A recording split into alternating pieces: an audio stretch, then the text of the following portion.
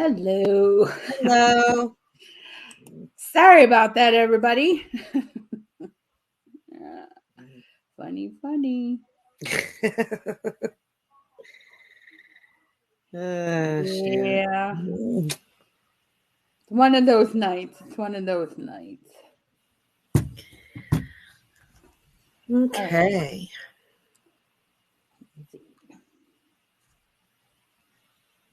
I'm going to wait for a couple more people. It looks like there's one person watching it. It could be me. I don't know. I sent it out. Okay. That's funny. Oh, Kyle's watching. Hi, Kyle. Hi, Kyle. So we had a little flub. Techno diff.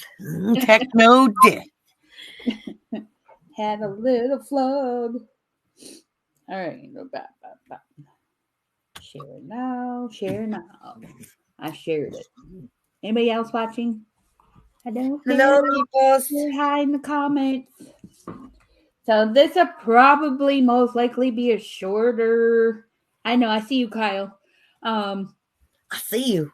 Your dad might not even be home from work yet. Yeah, so this might be a little shorter episode today because it's just a shorter one. That's all. I just got home from work not even 20 minutes ago. So I'm still in my work clothes. No makeup on. We're good. Anywho. I never wear makeup, just for the record. I usually put a little lipstick on because, my glasses, I feel like hide my eyes anyways. But, yeah. So say hi in the comments so we know you're watching because I don't always see who's watching because I'm only seeing from RU Media Network. So if you're on Things or YouTube, say hi so we can shout you out. You only said it once. What, me?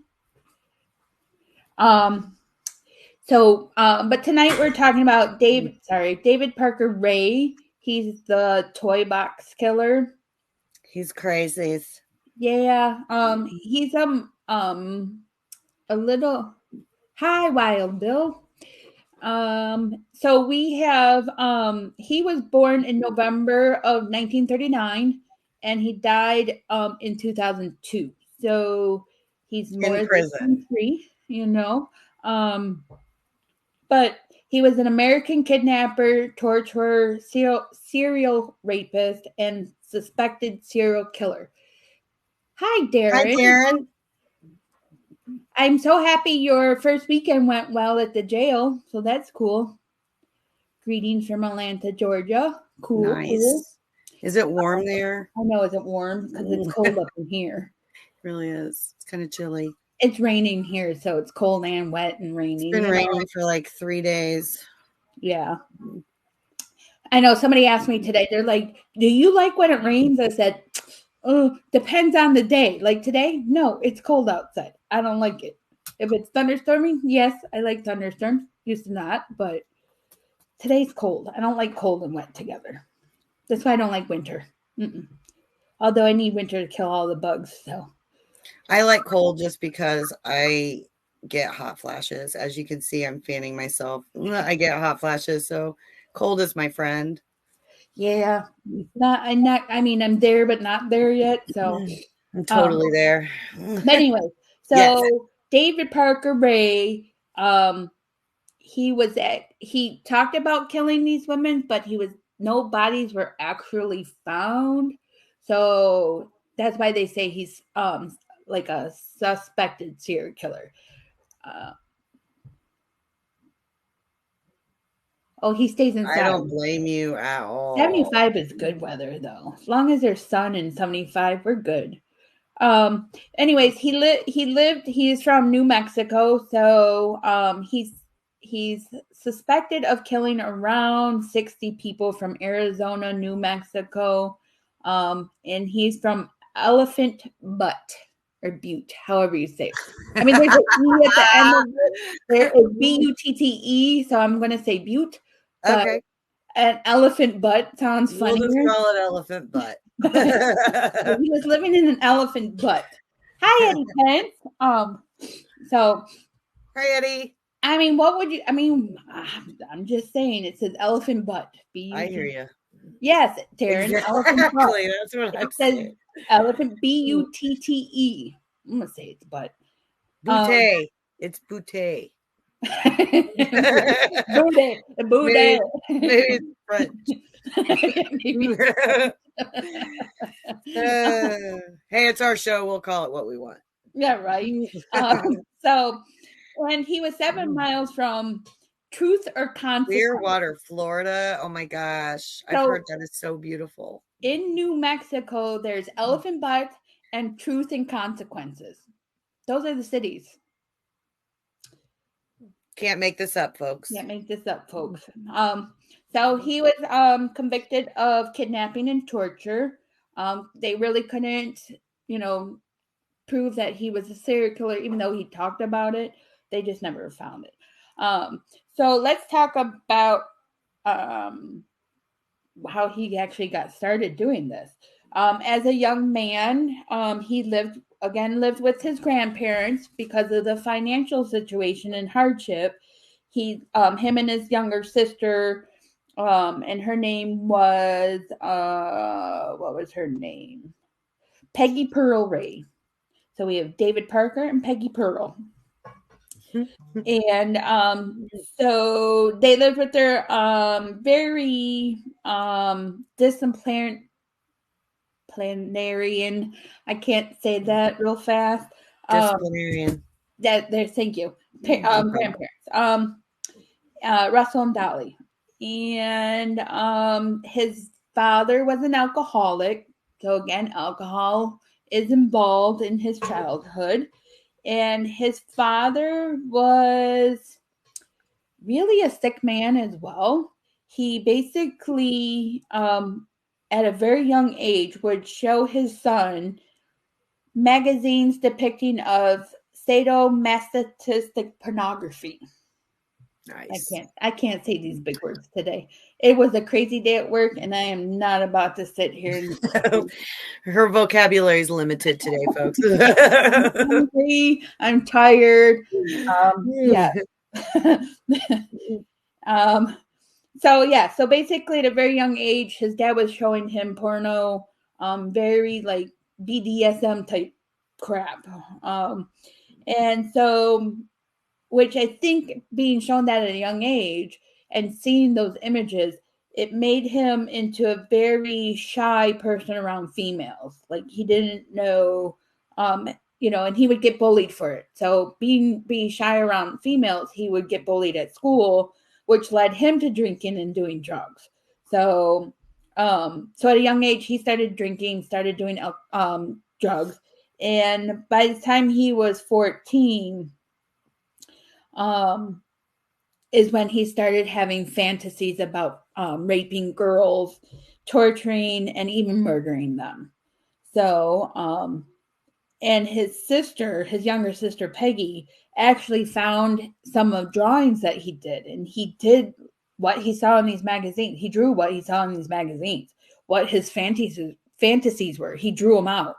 His sister found them, and she was like, I don't want anything about that. Like he was into the bondage and all that, which made his sister and him have a estranged relationship. So she didn't want anything to do with her brother after that. And she was younger than him. So, you kind of got to think at a young age when you don't want to be, associated with your sibling, you got to have some pretty awful drawings there. Yeah, exactly. No bodies, no proof. He didn't do it. I actually have a shirt that says, no DNA, it never happened. I got it at CrimeCon like several years ago. Yeah. But he, and authorities believe that he started assaulting these women at a very young age in early adolescence.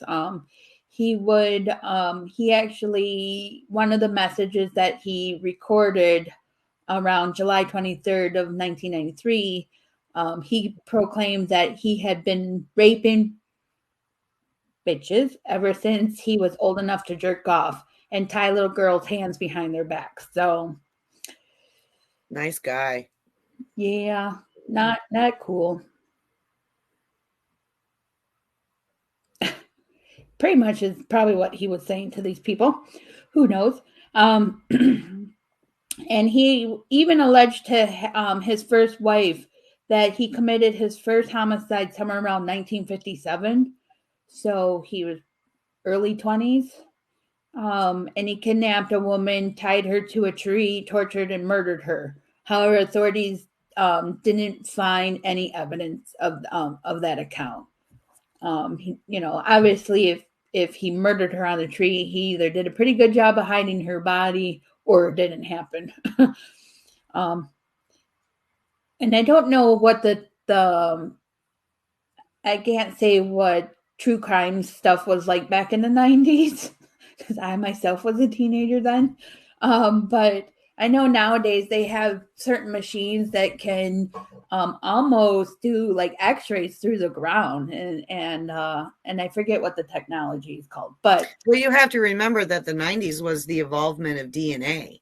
So, I mean, that's where we were technology-wise. I don't know about having any of that kind of big equipment back then, that's what I'm saying. they did start doing the DNA at that time. Right. But if there was no DNA, I mean, you got to think 57 to 95, 93, around that time, that's a 20-year span. That DNA that was around that tree, whatever, could have been washed away in storms, dirt, weather, who knows? I don't know how long DNA stays around on tree, objects like that. I don't either. I mean, I guess it would depend on the weather circumstances. Right. And whether you can preserve it. A litter? I'm not sure what that is. I just know there's a machine now that they can actually run along the ground and it almost looks like it can identify bodies in the ground. So, but yeah, so he was basically, he finished high school. After he went into high school, he went in the U.S. Army and received an honorable discharge. Shocking. It is shocking, actually. And he learned how to be a general mechanic then in the Army. After the Army, he was a maintenance man for the New Mexico Parks Department in Truth or Consequences, New Mexico. I just think these are funny names. And then I just found a thing on that. Let me share my screen. Yeah, okay, then that's kind of what I'm talking about. Thanks, Wild Bill. Here's what is it, a LiDAR or LiDAR? So it's like an X-ray type machine. Right. Yeah. That's what these are. Different. That's kind of cool. Yeah. That's neat. So yeah. So anyway, he ended up meeting 37-year-old Cindy Hendy, who worked at the state park, and she became his girlfriend. She basically became an accomplice to his crimes too. She was LiDAR. Okay. LiDAR. Okay. Good to know. Thank you. Thank you for that. And so basically, she also had some criminal record. She had grand theft auto, drug charges in the state of Washington. But she became romantically involved with Ray and bonded over their shared violent sexual fantasies. So he had these fantasies, she had these fantasies. So I guess they were made up to be a pair in hell, I guess. I don't know. I don't want to see a match made in heaven, but match made in hell. But yeah, so toxic. Toxic. Yeah, they're both toxic people. So she had these fantasies too. They became very involved. But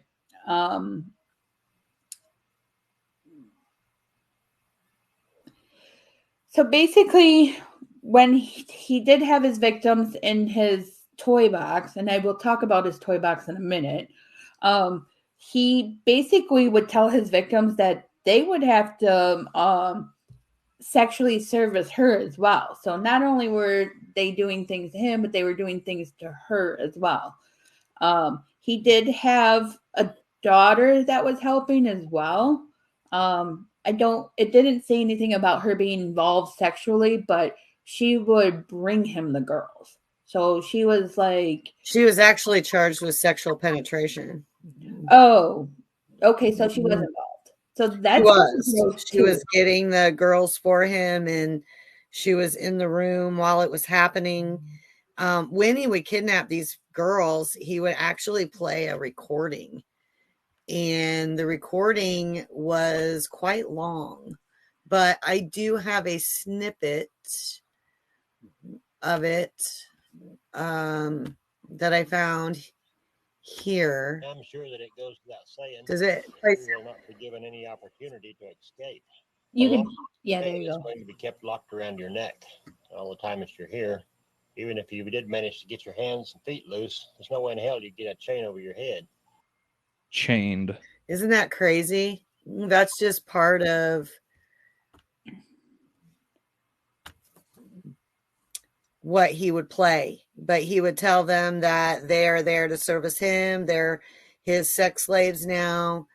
That there's no way that they're going to be able to escape. And it really depends on them whether they live or not. I mean, could you imagine being kidnapped, waking up and hearing this recording playing for you, and you being called nasty, horrific names in the process, and you don't even know who this person is? So basically, on his property in Truth or Consequences, New Mexico. It's such a weird name too. I mean, it's just so ironic that very bizarre. What he did is in a city of called Truth or Consequences. Hi Mort, how are you? Glad you're watching. But the toy box, he had this makeshift trailer on his property, and he called it the toy box. And the reason he called it the toy box is because it looked like this. So, and then here's a little better picture. And you can see in this picture, he has things that are, that can harness the girls. There's a table with straps on it.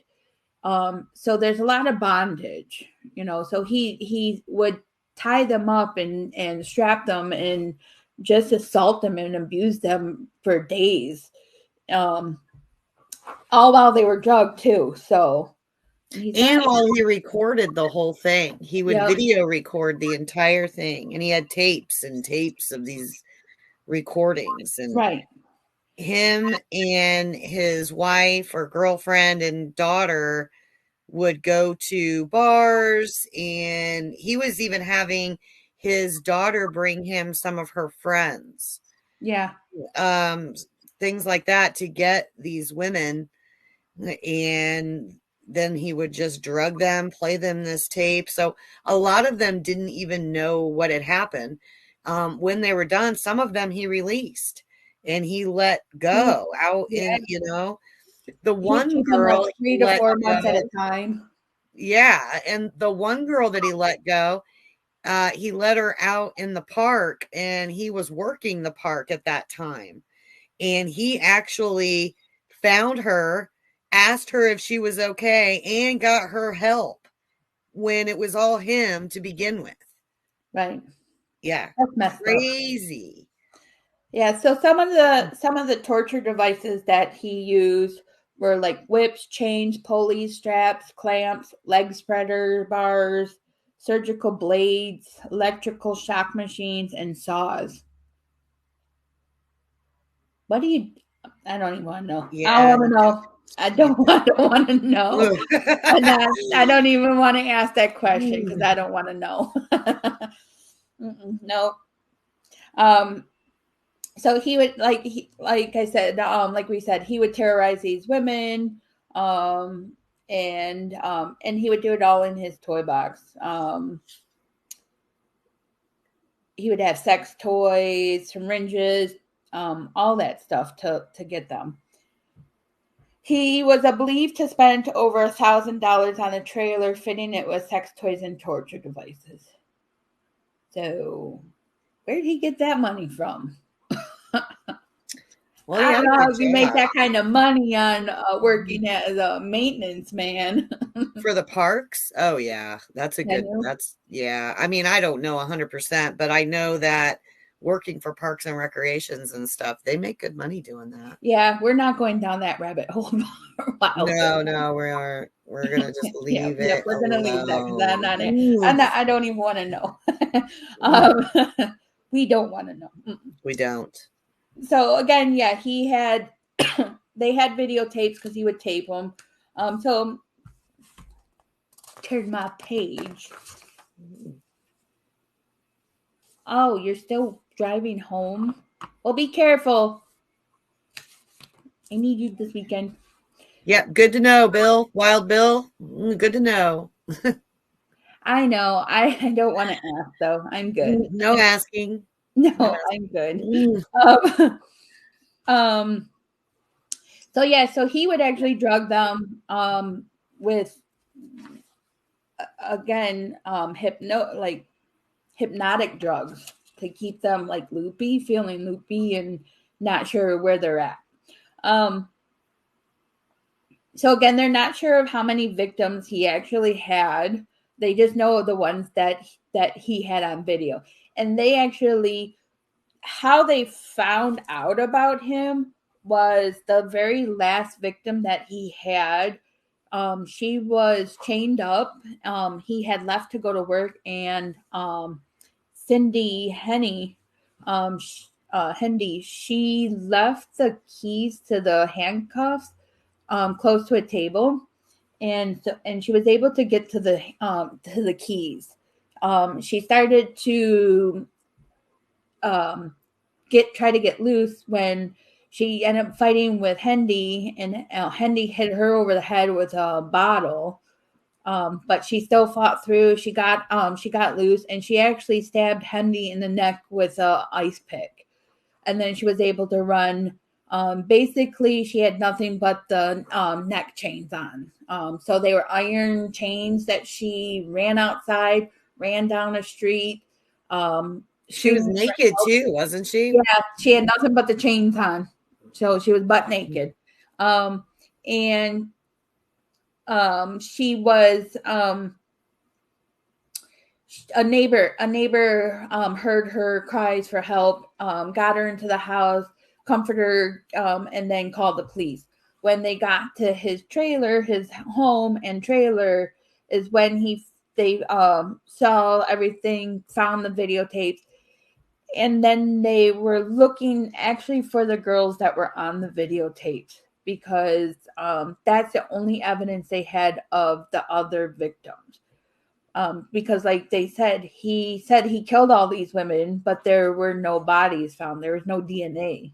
So they could only go with the ones that were on the tape. So yeah. So then they started, out of those tapes, they started getting pictures of tattoos and things like that they could publicize.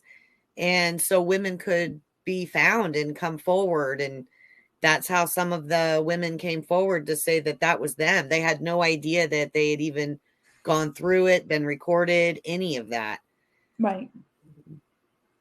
Well, it's nice to meet you, Wild Bill. Thank you for viewing our videos for our weird stuff. We appreciate you. So one of his victims was Billy Ray Bowers, who was 53, disappeared from Phoenix, Arizona. That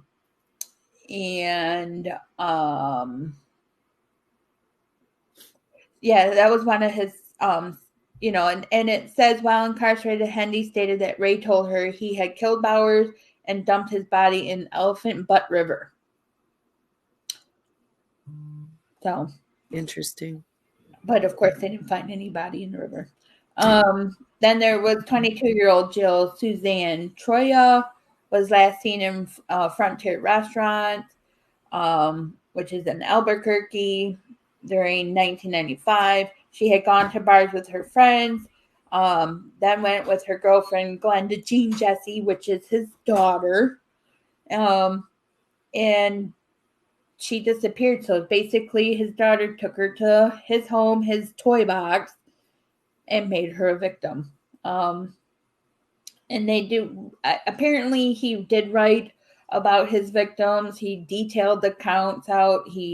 What he did to them, how he tortured them, and then if he murdered them or let them go. But he never identifies where he buried the bodies. No. He tells everything but that in his journals. Yep.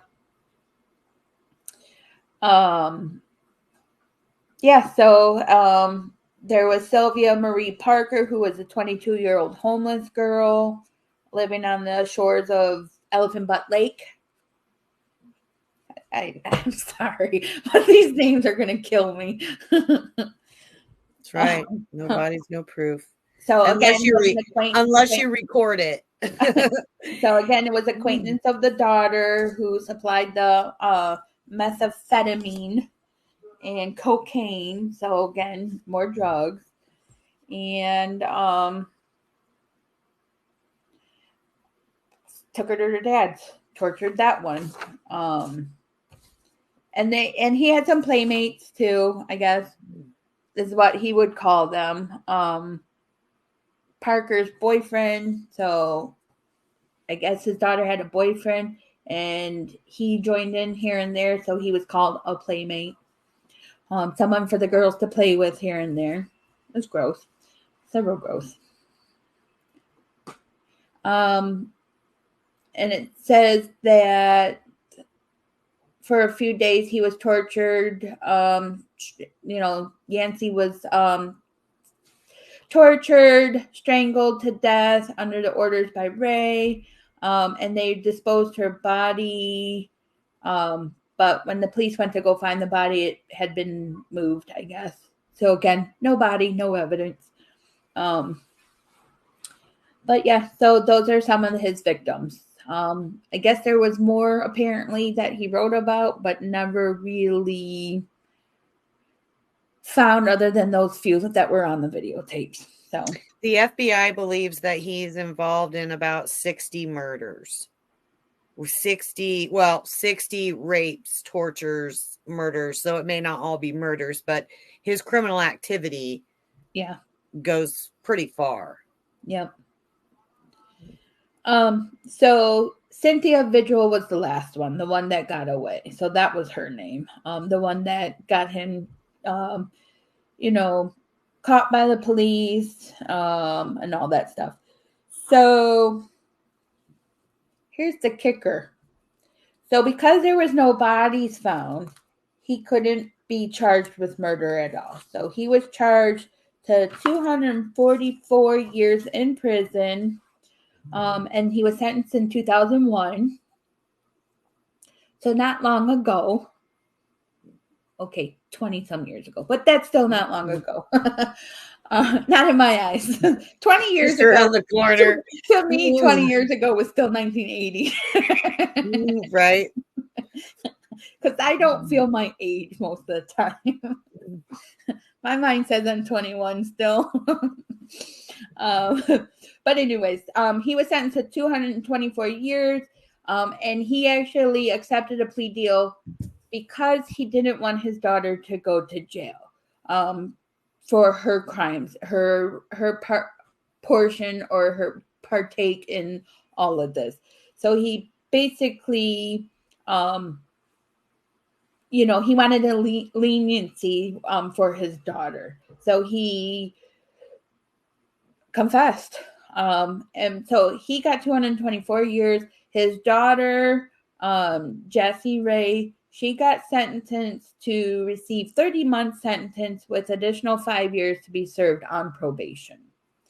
So basically, she got out of jail in 2019?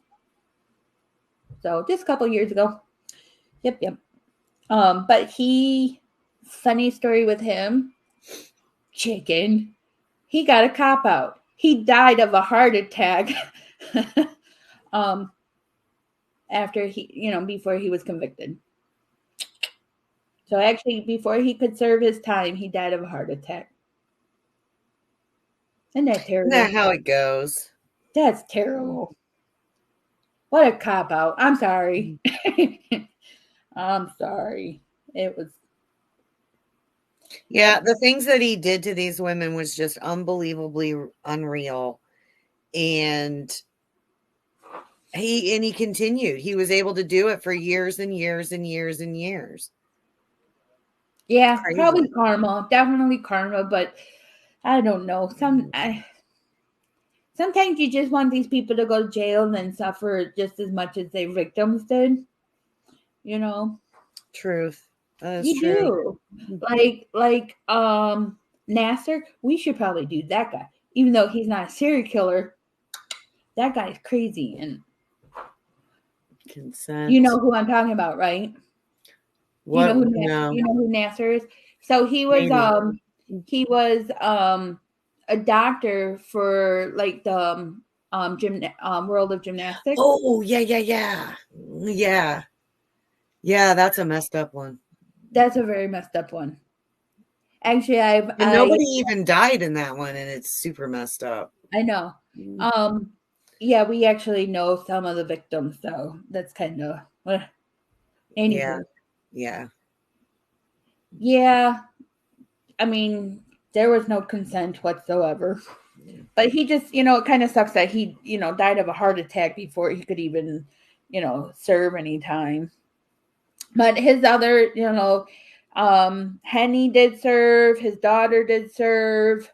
So they're and they're still alive too. So yes. Yeah. Yep. He was a former sports medicine doctor, and it was terrible. I watched that whole trial too. I didn't. Not that one. I did. I had it on my phone and had my headphones in while I did my work at work. But I had a daughter in gymnastics, so I'm also wondering why it took girls so long to come forward, though. Yeah, we should definitely do that one next year. Yeah. So with that being said, we only have 2 episodes left. We are going to the end of October, and then we're going to take 2 months off for the holiday seasons because, November and December can be crazy, especially for me. I don't like that time of year. But we'll be back in January after October with all new episodes, new content. It'll still be the same. Serial killers, fairy tales, as much as we can do on fairy tale. And if you haven't seen our new intro, you should. So when later on, go back and rewatch this so you can see our intro. Yeah, we have an intro. We're getting fancy now. We are. We're getting super fancy. We're getting fancy. I'm going to tweak it and make it better for our new season. We're going to learn some technology while we're off. I don't need to learn. I know technology. It's my job. I'll help you, Holly. I will help you. It's me. I need to learn because I flubbed up if you didn't see us in the beginning, I kind of flubbed and I was like, why can't I find us on your RU Media? And then realized I clicked on the wrong place to post it.